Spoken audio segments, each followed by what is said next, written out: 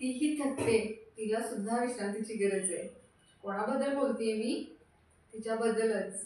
ज्या मातीतून आपण वर्षानुवर्षे पिकं घेतो, त्या मातीला सुद्धा थोडी विश्रांतीची गरज आहे.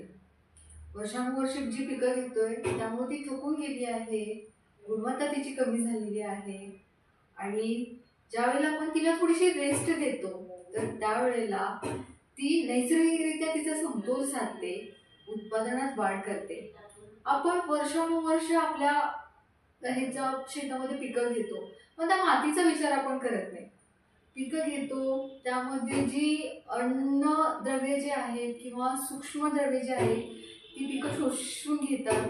तसेच जे शेतामध्ये काम होतं, ज्या वेगवेगळ्या प्रकारच्या गोष्टी शेतामध्ये होतात, तर त्याच्यामध्ये माती जी आहे ती दबली जाते.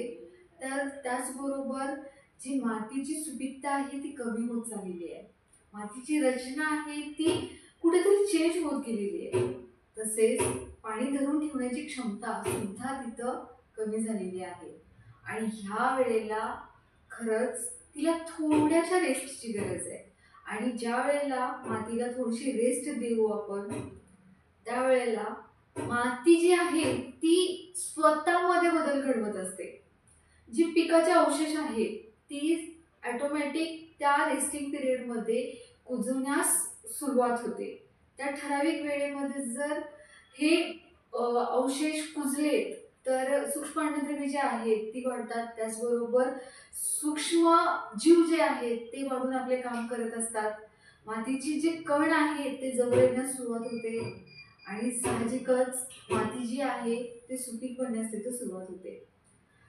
काही जमिनीमध्ये जे रोग आहेत, कीड आहेत, कीटक आहेत, बुरशी आहेत, हे विशिष्ट प्रकारच्या पिकावरती अवलंबून असतात. आणि ज्या वेळेला आपण थोडीशी रेस्ट त्या मातीला आपण देतो, तर त्यावेळेला त्या बुरशींचा, रोगांचा, कीटकचा जो काही जीवनक्रम आहे तो तिथं तुटतो आणि तिथं थांबतो.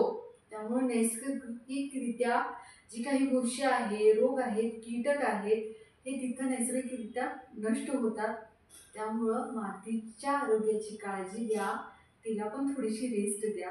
आणि खरंच आपल्या उत्पादनात जर वाढ घ्यायची असेल आणि मातीला आपल्या जिवंत ठेवायचं असेल तर नक्कीच तिला थोडी रेस्ट द्या.